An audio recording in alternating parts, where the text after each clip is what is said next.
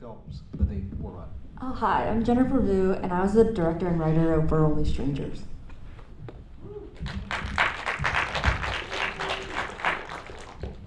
Hi, I'm Leo K. Angelos. I was the writer, director, producer of Cú Nhảy, The Jump. Very quickly, how did you two come into filmmaking? Well, this was my senior thesis project because I graduated undergrad 2 years ago, so there's that. I was the typical theater kid to film kid pipeline. I tried theater. I didn't like staring at my face, so I went behind the camera and I used my theater background to kind of work with actors, and that's how I got into film. How did I get into filmmaking? I made a movie about it called The Jump.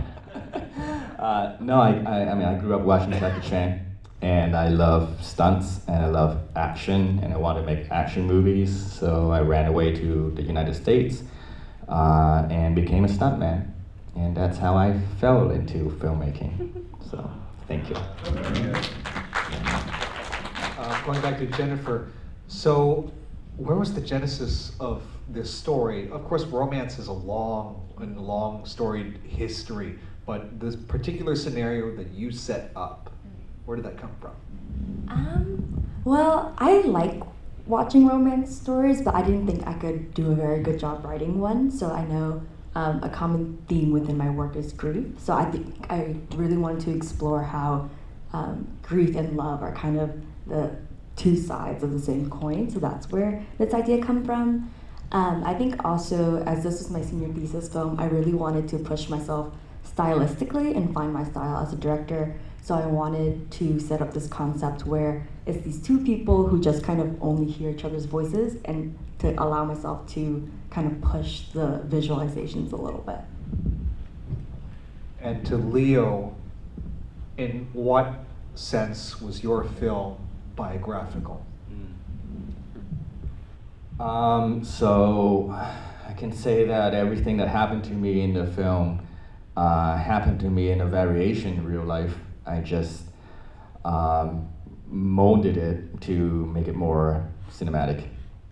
But I mean, but also like my parents are here, and like my mom is right here. The only reason why I wrote my the mother out of the film is because I felt like in a short period of time, in 15 minutes, I wasn't ready to tackle just dealing with that relationship yet. So it was just for economy's sake, for storytelling's sake, to just use a sideline the mom character in that. But other than that, I mean, like I did climb, I did jump, I did fall. So yeah, everything was pretty much biographical. The both of you utilize your respective settings to suit the tones of your films in a particular way. Leo, of course, with your urban setting. Jennifer, obviously, you've got a variety of them. What was this thought process between using the settings that you did use, and rather, both of yours are very selective when it comes to interiors. Could you elaborate on your selections a little more?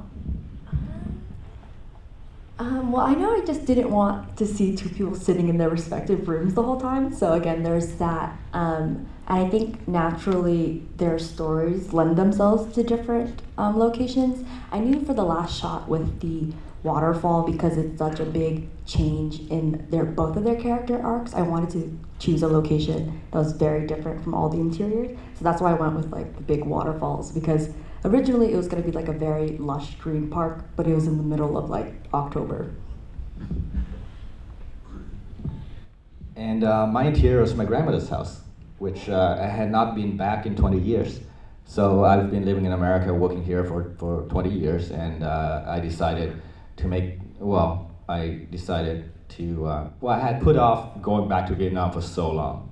I wasn't ready to confront that part of my life, and I figured the only way I would make myself do it is to make a little short film. So I hopped on a plane and I wrote the script. I finished the script on the plane. I gave myself 2 weeks in Vietnam, and I just shot it super guerrilla, as you can see. So I went back to my grandmother's house for the first time, and just made the movie there. And as a way to honor my grandmother, who wasn't able to see when she passed away because I was stuck here with immigration and everything. I'm sorry to hear that, Leo. No, Truly. no worries. Again, to both of you, you have some interesting performances going on in both your films. Jennifer, obviously you have they're not a couple, but they're a duo who are both going through that loss together. Leo, you obviously have the little boy and his father at the center, and of course this is very biographical in that sense. How did you cast your actors? How did you help them evoke the emotions that you wanted to see on screen? I'll think about it. Okay, sure. I got really lucky casting the actors. Like I said, I barely knew anybody. I just flew back to Vietnam and got in touch with some cousin who I hadn't spoken to in 20 years, and he apparently was working in the film industry now, so shout out to him in Vietnam. So that was awesome, and he just connected me with a casting agency, and we started casting in one weekend, and we picked out the actors like the next Monday and started rehearsing. So I got really lucky. The boy is a commercial actor so far, so this is his first time doing narrative work, and just, I'm a kid at heart, and like I've worked with kids a bunch, and like my technique is I just go in and start doing fight choreography with them on day one. That's how I break the ice with any kid, and it usually works. It works with like grown-up actors too, but especially with him, like he really took to it. Like we had some behind the scenes at the end, like Jackie Chan style, and I was doing fight choreo with him on set, and just to build that trust level, and just to be able to hang out with him on his level, because like he kept calling me like Chú Phương, and I'm like, wow, like yeah, I've been away for 20 years. Like when I was in Vietnam, nobody called me Chú, so I told him to call me An, and then so after that, I mean, it was just about just taking the time and discussing about how his home life was, his school life was, and his relationship with his parent was, sometimes in front of his parent. And turns out, well, no surprise there. He's currently going through everything I went through. So I just tell him, well, just do that. Well, I casted my actors through Backstage, so it was a lot of self-tapes, and Richard's here, my main lead's here, congratulations. But in terms of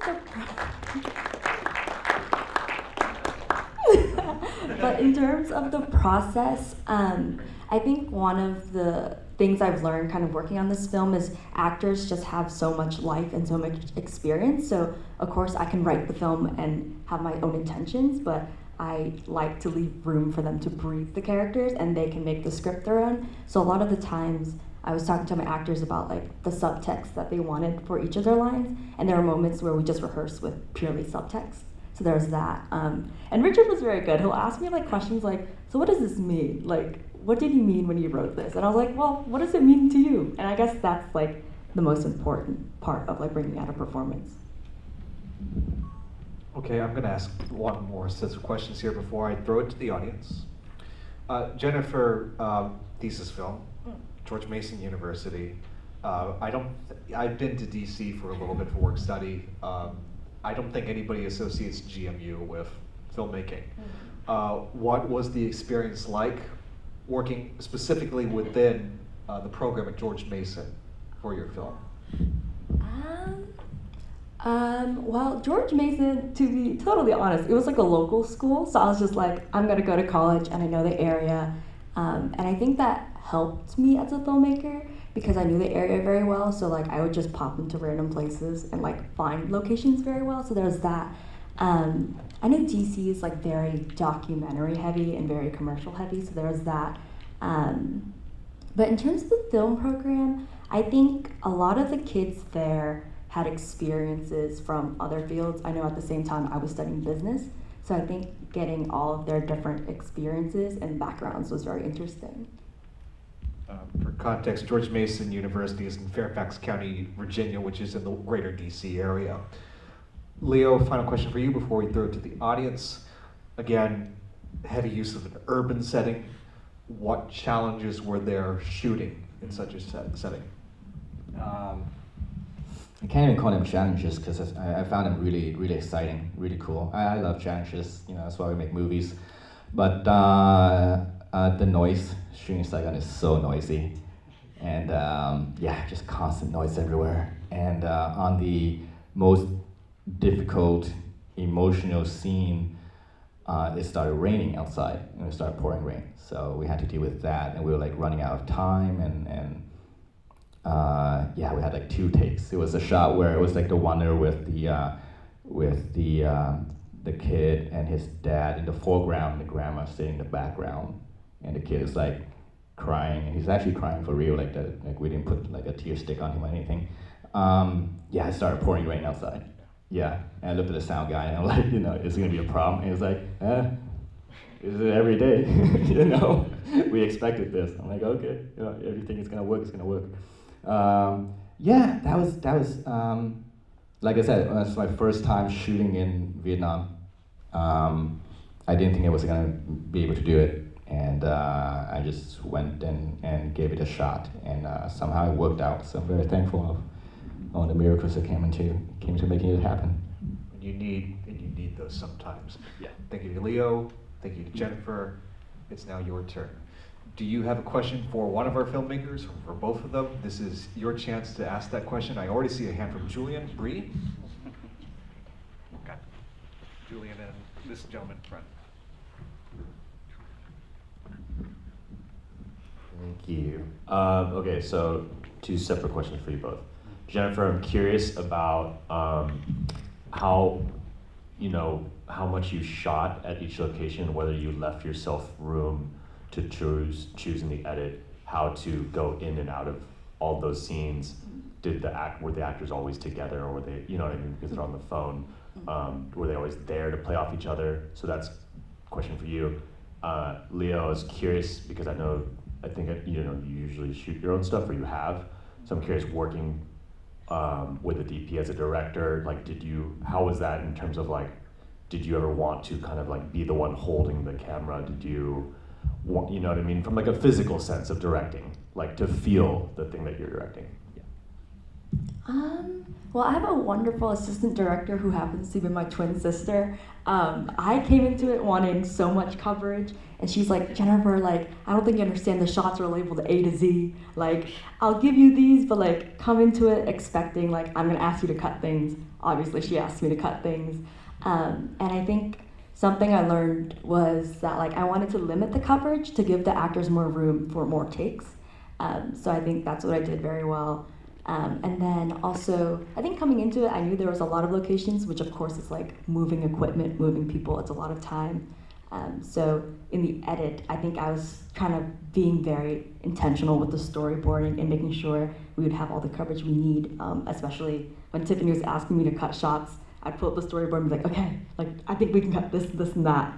So yeah, that's kind of like the process for that. Good question, Julian. I shoot Hong Kong style. Like, I love handing the camera myself and pointing it where I wanted to point it. But it was really nice working with a Vietnamese crew. Like my cinematographer, Gu Thanh Hoang, he's amazing. And we had like really good camera operators as well. And there were shots where he was sitting on the back of motorcycles, of scooters with like that spider rig, and with my red that I brought back to Vietnam. And then, you know, it was like just manhandling in Saigon traffic. And I'm like, ooh, boy, that's spicy. No, I think it's really good to hand off to people you trust, because then, like I said, like I started out doing every bit of departments myself, not because I want to do them myself, just because I want to communicate with more experienced people in those departments and help them accomplish their jobs better. That's my role as a director. So